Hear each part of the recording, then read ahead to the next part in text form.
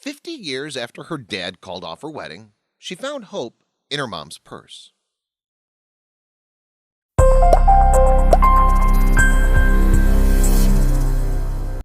Janice Rood and Prentice Wilson's love story seemed like a fairy tale from the start.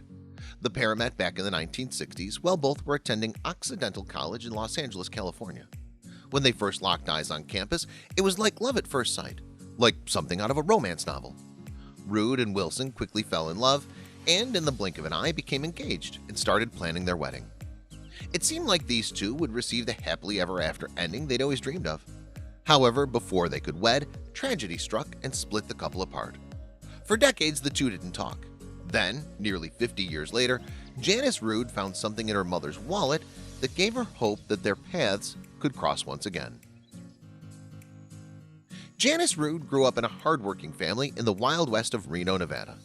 She recalls her father as a particularly tough guy with plenty of street smarts. That didn't make him a bad father, though. While he didn't always comprehend Rood's intellectual pursuits, he did the best he could to support his daughter in her desire to receive a proper education. He also taught her a valuable lesson. All good things in life require hard work. So after graduating high school in the 1960s, Rood enrolled in Occidental College. There, she would work towards a bachelor's degree in biology. However, while signing up for science classes, Rood had no idea she'd end up meeting the love of her life. And that was only the first step of her incredible journey. During her time in college, Rood worked at the school's cafeteria to help her father pay for the education. One day while on a shift in 1962, the young man shown here came in to eat. Before long, the two of them locked eyes and felt an instant connection. However, both Rood and the boy were so innocent and reserved that they couldn't even look at each other too long before blushing. While Rood had no idea who the young man was, she felt immediately drawn to him, as though fate brought the two of them together. While Rood didn't know it yet, her life would soon change drastically. The young man Rood had spotted at the cafeteria was Prentice Wilson. Although they didn't know it, the two could not have been more different. Unlike Rood, Wilson came from an upstart family. Also, Wilson's parents had pushed him hard to get into college, while Rood's had always given her the option to simply join the labor force. When the two met in the cafeteria, Wilson was studying law and had recently become the president of his fraternity, Kappa Sigma. Seen above, Wilson is seated on the left. For the young man, everything seemed to be going according to plan, until he saw Janice Rood in the cafeteria, that is. After their first nonverbal meeting, Wilson started returning to the cafeteria repeatedly, hoping to see Rood. Eventually, he realized that she often arrived early, mostly working morning shifts. Before too long, Wilson had also started to wake up early, becoming one of the first people in the cafeteria every single day. While he did genuinely enjoy the cafeteria's coffee, he mostly did it so he could see Rood. Of course, Rood could not help but notice the young man who seemed infatuated with her. After all, she liked him as well. As Rood worked, she could not help but cross eyes with the object of her affection. For them, it was love at first sight. Eventually, the two lovebirds began talking to each other. As the days went on, so did Rood and Wilson's budding relationship. Soon enough, the two of them started making small talk. Slowly, hellos progressed into little chats at the register. While they hadn't done anything more than speak for a few minutes, Wilson knew Rood was the one for him, from the very beginning. "I believe we were simply meant to be. I even remember the first time I laid eyes on Janice," Wilson said. As you might imagine, they both began to really cherish those short encounters in the cafeteria. In fact, so much so that if Wilson didn't show up one day, Rood would worry something might be wrong with him. While it was clear that the pair felt attracted to one another, Wilson still believed that there wasn't a chance that Rood would want to become more than friends. "I actually didn't think I had a chance with her. She was a year ahead of me and just so beautiful," he recalled. However, what Wilson didn't know at the time was that Rood was also falling for him. When he started showing up, Rood began to look forward to going to work every morning, hoping to exchange a few sentences with the boy she liked. However, it seemed like neither one of them could gather up the courage to ask for the other's name. 3.5 weeks after they first laid eyes on each other, Wilson finally learned the name of his crush, Janice Rood. It was a name that Wilson would remember for the rest of his life. Of course, the same day, Rood learned his name, Prentice Wilson, a name that she had actually heard before. You see, Rood knew the name from Wilson's recent promotion to the president of his fraternity, Kappa Sigma. At the time, Wilson had even become something of a little celebrity on campus. However, while Rude knew Wilson, she had no idea what fate had in store for them. Every single year in the week before Thanksgiving, Occidental College holds a pre-Thanksgiving dinner for all its students. Not only does it give students a chance to celebrate with their classmates, but it allows them to say lengthy goodbyes to their friends before returning home for the holiday break. In 1962, Janice Rude could not wait to attend a Thanksgiving dinner. After all, she knew that her favorite person would be there, undoubtedly waiting in her line at the cafeteria. Maybe Wilson would even ask to sit and eat with her during her break. Soon enough, Rude started her shift, excited as usual. However, something completely unexpected happened. You see, Wilson never showed up. Rude had daydreamed about her and Wilson spending time together at the Thanksgiving dinner, so when Rude realized that Wilson wouldn't come to the dinner, she felt determined to find out why. So on her break, she found one of Wilson's friends that she'd seen him with. The friend told her that Wilson had already gone home early to spend more time with his family. However, nothing would stop Rude from seeing Wilson before she returned home for holiday break. So, in an incredibly brave and out-of-character move for her, Rude asked for Wilson's home address. When the friend gave it to her, she rushed off. Without giving it too much thought, Janice Rude rushed into her car and set out to see her college crush. Believe it or not, the young man did not even care that Wilson lived some 160 miles away from Occidental College, in the town of Santa Maria. Nothing would stand in her way. For Rude, the distance wasn't a factor, not for what she felt for sure was love. The trip took Rude 3 long hours, but she found ways to entertain herself. For most of the ride, she hummed along to the radio, while daydreaming about how her meeting with Wilson would go. However, despite her preparation, as she started walking towards his door, Rude felt frozen with fear. Realizing that Wilson might find her antics completely crazy, Rude froze on Wilson's doorstep. In a light bulb moment, she understood that she could be labeled as the girl that drove for hours to talk to a boy she never shared more than a few sentences with. Suddenly, dozens of questions poured into her mind. What about his family? His friends? Even worse, what if he wasn't home? Or what if he already had a girlfriend? Despite her pounding heart, Rude took the plunge and knocked on Wilson's door.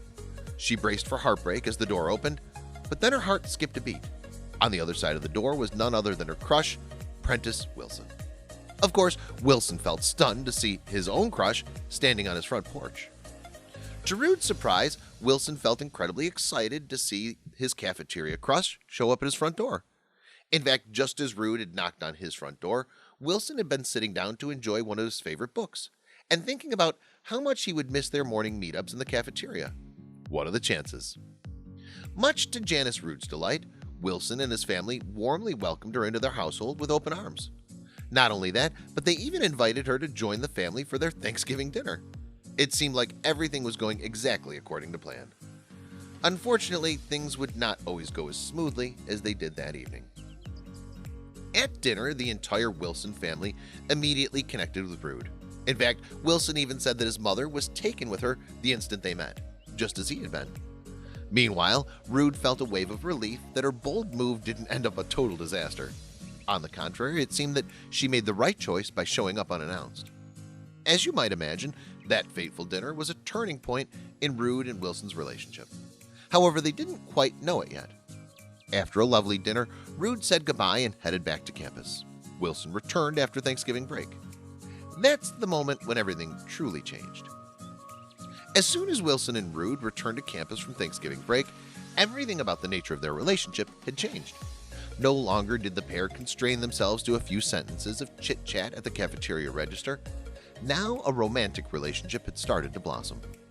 Before long, Prentice Wilson and Janice Rude became inseparable, making up for lost time. Soon enough, all of their friends thought of the two as a couple of peas in a pod. Everyone felt sure that Rude and Wilson would stay together forever. It seemed as though nothing could get between them. And then, before long, Wilson proved how much he loved Rude. Prentice Wilson felt convinced that he and Rude were meant to be together. So, just months after the two started dating, he boldly got down on one knee and asked Janice Rude to be his wife. Well, some of his friends could not believe Wilson would ask someone to marry him after just a few months, but he knew it was the right thing to do. It had taken the lovely couple weeks of meetings in the cafeteria before the two even uttered a simple hello to one another. Now Wilson was done with waiting. Of course, Rude said yes to the engagement. Little did they know their happiness would soon crumble before their eyes. As any recently engaged young woman would, Rude quickly called her family. That's when everything came crashing down. Her father couldn't believe that she intended to marry so young, especially not while she was at college. So Rude's father did everything he could to prevent this marriage from happening. Horribly, Rude's father gave his daughter an impossible ultimatum: break up with Prentice Wilson, or otherwise he'd stop paying her college tuition. In a matter of seconds, Rude's life was crumbling right down before her eyes. With her job at the cafeteria, she made less than a fifth of what she would need to pay for college. Now Rude found herself forced to choose between earning an education or the man she loved. Janice Rude felt utterly stunned by her father's decision to intervene in her relationship with Prentice Wilson. To make matters even worse, the couple's engagement had already been announced in the local newspaper. Ironically, the announcement ended with the words, "No date has been set for the wedding." Initially, that had simply been the truth. Now, however, Rude looked at the words with a different meaning. They sounded like an ominous warning she had missed. On the one hand, Rude knew that she wouldn't be able to complete her studies without her father's help. On the other hand, she really wanted to spend the rest of her life with Wilson. What could she possibly do? Both Wilson and Rude felt heartbroken over the fact that they needed to make such a life-changing, devastating decision. After all, Rude had worked her entire life to attend college. As such, her happiness was incredibly important to her, and she felt determined to get her degree. Now, it would cost her happiness as well. To make matters worse, Rude and Wilson felt they had no one to turn to. While their friends sympathized, there was little they could do to help. Wilson's mother told them to elope, but they felt that was too wrong to consider. Unbeknownst to them, though, Rude's mother had started working on a plan to help the young couple. See, she didn't agree with her husband's decision to try and break up her daughter and Wilson. Without telling her husband, and in order to help her daughter, Rude's mother took out a second mortgage on her house. She had hoped that the money would be enough to pay for the rest of her daughter's tuition. That way, her daughter could go to school and still marry Wilson, whom she clearly loved. Unfortunately, it still wasn't enough. Now there was no way out. Rude needed to make the difficult decision of abandoning her dream degree and staying with the one she loved, or simply breaking up with Wilson. Believe it or not, Rude chose the latter. Sadly, she broke off the engagement, ended her relationship with Wilson, and focused on her degree. My father forced us apart, and following January, by refusing to pay my tuition if I didn't stop seeing that boy, Rude lamented later. After breaking up with Wilson, Rude went on to complete her degree in biology at Occidental College. However, she never forgot about Wilson. Prentice and I should have taken his mother's advice at the time, which was to elope. But I became fearful that Prentice would be attracted to smarter women if I didn't get a college degree. He didn't understand my angst, and so we went our separate ways, she continued. The two mostly ignored each other for the rest of college, as the pain was too great. Before long, the two graduated and left Occidental, thinking they would never see one another again. After the college, both Janice Rude and Prentice Wilson enjoyed happy, fulfilling lives. After he graduated from Occidental College, Wilson went east to Harvard Law School, becoming a tax attorney. Eventually, he came back to California, to the Bay Area, where he became a successful and well-respected lawyer. Meanwhile, after Rude completed her degree in biology, she decided to return home to run the family business. You see, Rude's family ran a very successful diving board company. In fact, it was so successful that she was inducted into the USA Diving Association Hall of Fame in Seattle. While they both did well for themselves, Rude and Wilson never forgot about each other. As the years went on, both Rude and Wilson found and married other people. Occasionally, the two did cross paths at Occidental College alumni events. However, when they did run into each other, they simply acted as friends since they were both married. In fact, their whirlwind engagement seemed like a strange dream from the past. Before either of them realized it, almost 50 long years had passed since their relationship. By this point, both Rude and Wilson were both divorced. However, it wasn't until tragedy struck that the two thought about one another. You see, both their mothers passed away within months of each other. All of a sudden, they had things in common once again. Then Rude found something incredible in her mom's purse. After her mother passed away, Rude needed to go through her things. While looking through her mom's purse, Rude found something incredible: the announcement of her engagement to Wilson from all those years ago. Her mother had even laminated it. Believe it or not, Wilson also found a copy while going through his mother's things. They had both kept it. The mothers got it. The mothers simply knew. And I think we also knew, Rood said later. With each other on their mind, Rood and Wilson separately decided to reach out to one another. Maybe this was their chance to pick up their relationship right where they had left it. After so many years and tears, Wilson and Rood finally reached out to one another. It was actually Wilson who contacted Rood first, just hours before she'd planned on emailing him. Just like before, the two of them started talking timidly at first, before quickly moving on to talking all the time, telling each other the stories of their lives. Before long, Wilson worked up the courage to ask Rood on another date. This time around, he wouldn't wait until she literally showed up on his doorstep. He asked her to meet him at a restaurant called Cliff House in San Francisco. Nervous but excited, Rood agreed, and the two of them planned their first date together in nearly 50 years. Finally, on June 20th, 2010, Prentice Wilson and Janice Rood went on their first date in nearly 5 decades. As the two of them drove to Cliff House in San Francisco, one question rang in both of their minds. Would the spark still be there? However, after Rood and Wilson saw each other again, they realized that was a stupid question. The spark was there, as strong as ever, even after spending 47 years apart from one another. That night, the couple basically picked up right where they left off and started dating once again. And just like the last time, Prentice Wilson and Janice Rood became engaged once again just months after they started dating. As the couple learned from never setting a wedding date the first time around, Wilson and Rood quickly set a date this time. And with no parents to intervene, the wedding went off without a hitch.